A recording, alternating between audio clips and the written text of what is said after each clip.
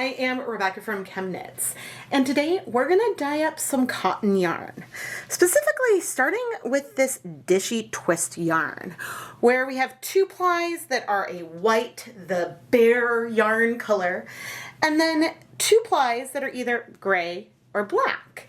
And I think that if we dye both of these the same colorway overall, we could get 2 colors that could work together for some sort of fade almost. Maybe not quite a fade, but you could see like using it as a progression from one to the next. The thing that would make this absolutely perfect would have been if I had a skein of Dishie, which is just 100% cotton. If I had a skein of Dishie in like the white color that I could have included with this, because then we would have like differences in how the, oh gosh, what's it called when you add more black? The shades? Different shades of the color? But anyway, this particular one is Dishie Twist in black. And this one is Dishie Twist in silver. And Rebecca take lots of screenshots around here. But before we get ready to dye our yarn, there are 2 more things I need to do. One, I need to rewind the yarn from being in these nice machine wound balls into a circular hank, so that way I can apply dye to more of the yarn at once versus having the resist of it being in ball form.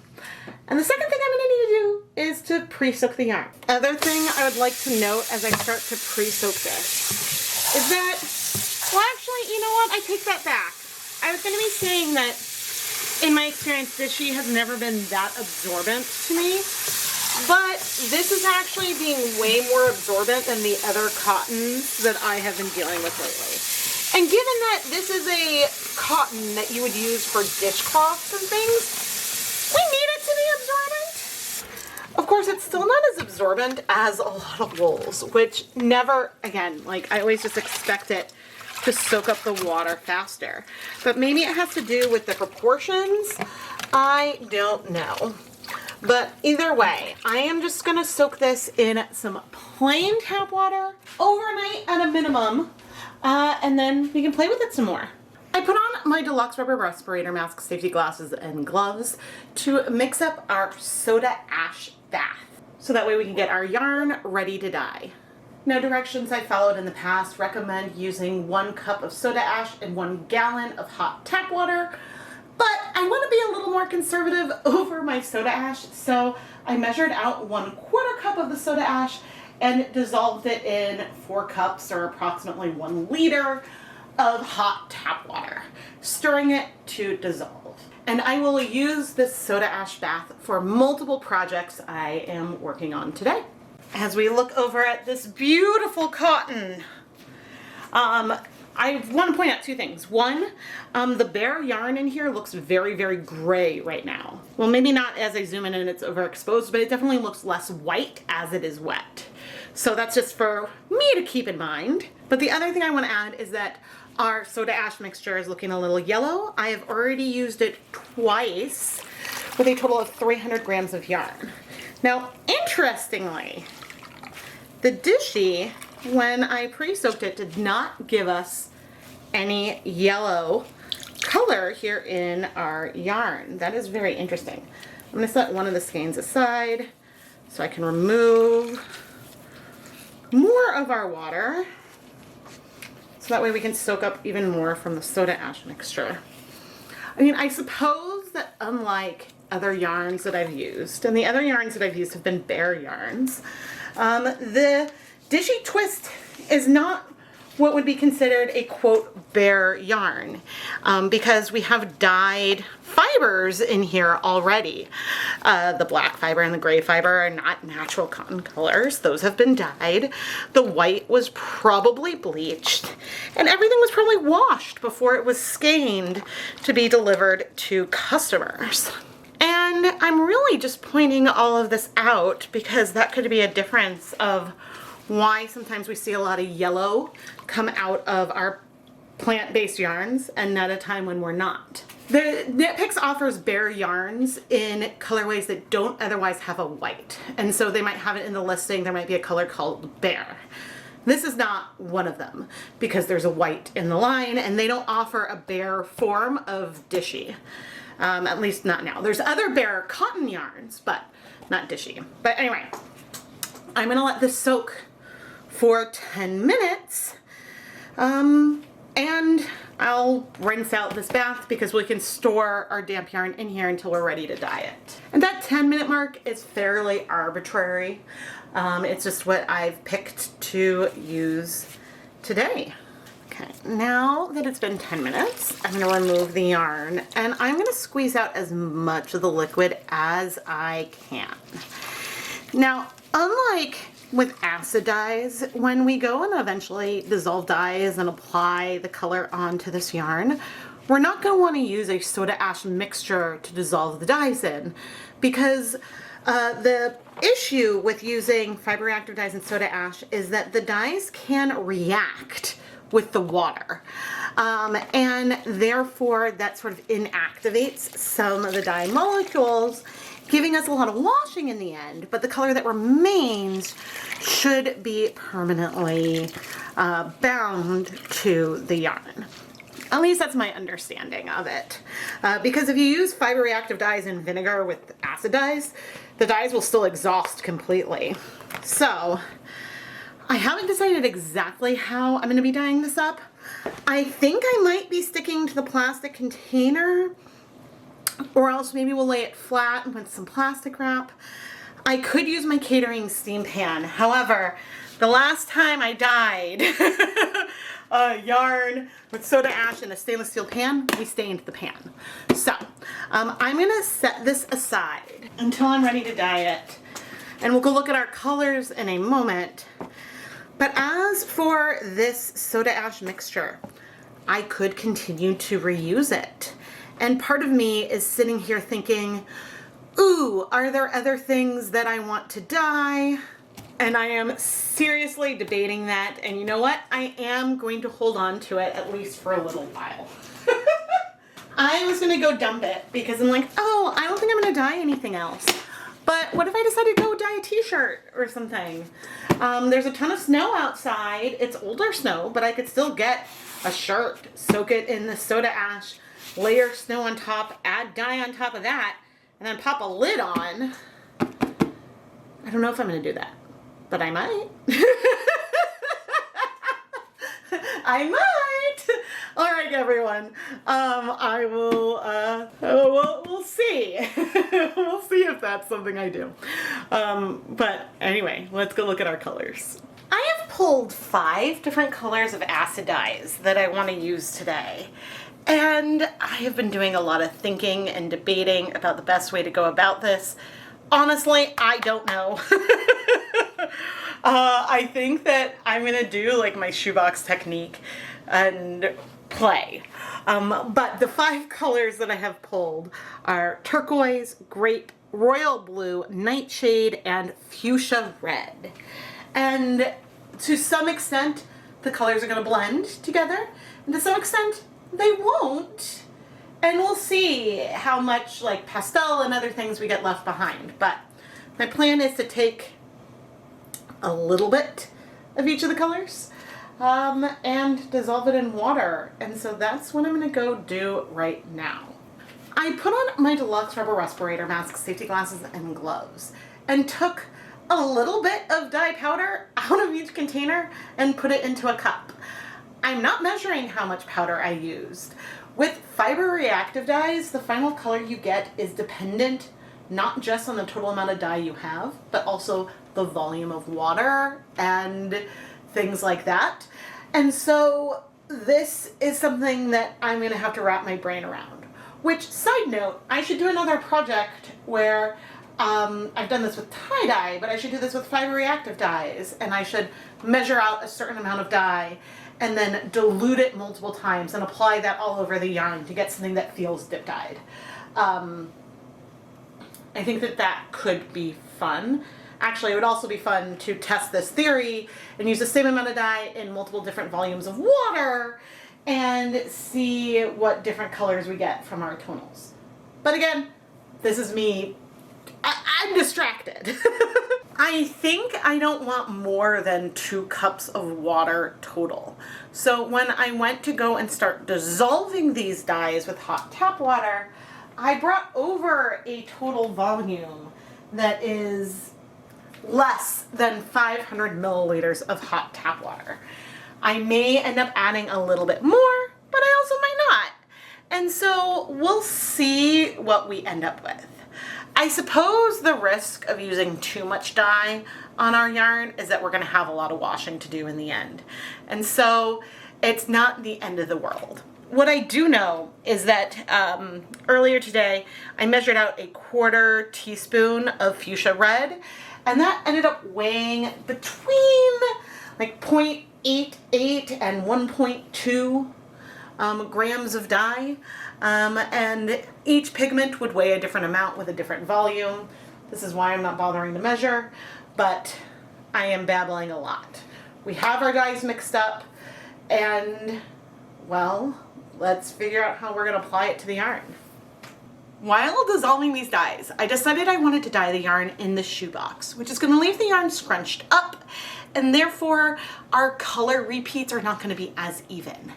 If I wanted to create a more even repeating yarn, I should lay the yarn out more flat in its circle and use like plastic wrap to apply the dye in sections, roll it up to keep transfer from happening between different areas. But that type of yarn is more similar to the types of variegated cotton yarn you can find on the market that are repeating in some kind of capacity. And I want to, even though we're on this fun twist base, I want to create something that is not going to be, it'll be repeating a bit, but I don't want it to feel like as perfect. I want there to be some irregularities in it, because that's part of the beauty of hand-dyed yarn, and I want to have that hand-dyed feel in what we're creating. So I think I'm going to stick with the shoebox. And I also, over the years, I've done a lot more, okay, we're going to do variegated yarn in sections. I've done that on cotton a number of times. Maybe not recently, but I've done it. And so let's try this a little bit differently. Now earlier I had decided on the pigments, but not the order. And I think I will do turquoise, grape, royal blue, but then I'm going to switch the fuchsia and the nightshade and have the nightshade on the end. Unless I want the nightshade in the middle. No, I think that this looks good. All right, let's bring over our yarn. Don't worry, I plan to adjust the camera further. Okay, we've got our yarn in here. I will zoom in on the yarn in a moment, but I'm going to arrange it sort of like so that way half of the yarn is sort of on top and exposed, and the other half is on the bottom without there being any twists. Now I think I'm going to add the dyes in and then try to work it through a little bit. I think that's my plan. Okay, breathe, Rebecca. You could always decide to add more dye later on. Okay, let's start with the royal blue. We're gonna pour it on there. Oh man, I haven't worked it through yet. We've got our grape. Now see, the thing with the yarn being scrunched is that it's not gonna be like perfectly even in the way that I've placed it. Now, the one difference between doing this technique now and the way I do this when I'm using fiber reactive, or not, when I'm using acid dyes on yarn, is that because there's no liquid in the yarn, this is going to allow these dyes to go through more layers all at once. And in fact, as I bring over our final color, which is the nightshade, I'm kind of going up a little bit higher to really get it on that end. I hypothesize if I gently lift this up and check the bottom is covered in dye. There's like a monolayer of dye on the very bottom. Oh my gosh. I do not want to shift or rotate things, but you can see it there. Oh my goodness. This might change my plan a little bit. I do want to work these colors through, but also I have a feeling maybe the colors are staying put a little bit locally. Okay, let's do a little bit of working the colors through. My fear is that like all the same color is located on the bottom. And so that by working this through, we're gonna end up with just like purple everywhere, which may or may not happen. Okay, after touching those blues, I'm gonna go wash my gloves. I know the colors may spread, but before coming in on these more red tones, I'm just working it through a little bit. I mean, I have a feeling that things on the other side have blended a lot. We may have light patches, I don't know. But I am going to leave it here and not touch things at all anymore, because I think that we have a very interesting, and as I say, I'm not going to touch things. I'm coming and like poking in a few areas, but I think that we have the potential for something really interesting. Goodness.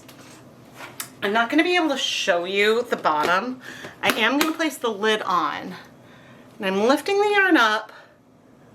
You know, if I look at the bottom, I cannot tell what's happening. The bottom just looks so dark that I don't know what color we have or what we're seeing. All I know is that we have enough water in here that we should end up with something really pretty. Now things look really, really dark right here. Like really, really dark, and we're not on camera all the way. Very dark. Things will feel lighter in the end because that's what happens with fiber reactive dyes. They're always gonna look way more dark, way more saturated, and the colors will shift as the colors set onto the yarn and as things move around. But I'm really excited to see where we go with this. Eek! Okay, I'm gonna go ahead and set this aside for a couple of days, at least 24 hours, probably longer. The yarn should not dry out covered for this period of time. And gosh, we'll have to, I can't wait to lift the yarn out and see what's happening on the other side. Oh, I have to be patient. Rebecca, be patient. Rebecca, be patient. It's been 2 days and it's time to wash this yarn. Although before we wash it, I do want to lift it up and just see what's going on the other side. You know, we still have those colors there, but they're definitely more blended and more purple. They were more like clear and true on the other side. Okay, I'm gonna start adding cold water in, and I'm immediately also adding some soap. I am anticipating a lot of color coming out of here, and in fact, that is exactly what we see. Did I even say that it's been 2 days? Okay, that is kind of what I was expecting. Oh my gosh, that is so much color.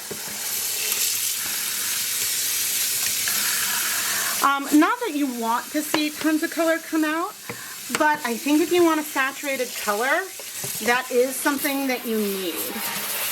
Now as we go, I am trying to rinse down the drain, just so that way we don't stain anything. I'm also wearing gloves so I don't stain my hands. But yeah, a lot of turquoise coming out, which is not surprising. But I'm glad that we still do have those pops of pink that are showing through. Alright, I am going to increase the temperature of the water and start bringing over some Simferpol, which is a, I think like, oh, that was a lot. I did not mean to pour that much.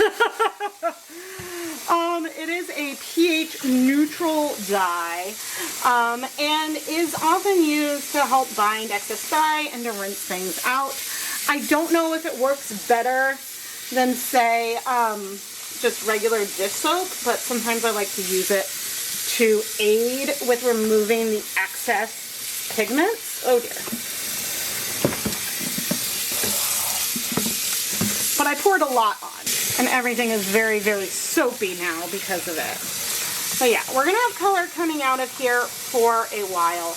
I am going to keep rinsing this off camera, and I'll pop back in when things are a little bit lighter. You'll see the color is shifting from that turquoise to being more purple. We have so many purple pigments in here that is not a surprise. But I'll see you in a little bit. And I'm happy that the colors still look super vibrant, even with all this dye coming out. Slowly, the color coming out is getting lighter and lighter and turning more pink. Now, if I left the yarn to sit in this for a while, it would be darker than this, but it is getting lighter. And I switched back to cold because I was just curious what would happen, but the tap cold is very cold, so I'm going to be on warm and not particularly hot and not particularly cold. I just added some dish soap, and I'm going to leave the yarn in here to just soak for a little bit. And then I will keep washing it off camera and pop back in to let you know how it's doing. After a lot of patience and soaks, we are a lot clearer. Now when I go and spin water out of this, I imagine the water will be slightly pink, but I am so happy with the level of vibrancy we have in the yarn. I just have to hope that it's not going to feel pastel after we wash it, because sometimes that's what the way tie-dye ends up feeling. It's possible I should have let it sit even longer, just so that way there was more chance for more color to bind, even if it was a little bit. But again, I don't know how much of a difference that would make. But I'm gonna go spin out the excess water out of the spin dryer. The colors definitely look lighter. But that's what happens. That's what happens. So I still need to do more research and reading onto the best way to get the colors to remain very saturated. But I'm enjoying this contrast with the twist a lot. So I'll see you when it's completely dry. These yarns are really cool, but our gray twist kind of can't hold a handle to the black and white twist. Here, there's so much less contrast between the gray and the white that the colors feel a little bit more muted and muddy. Whereas from far away, this feels really saturated, but there's so much contrast between the black and then the brighter colors that I used that it really is making the yarn stand out and sing. And if I didn't have to wind the skeins myself, I would buy like 10 packs of this yarn, no question. But it's really cool and really fun, and I'm very, very excited by the result.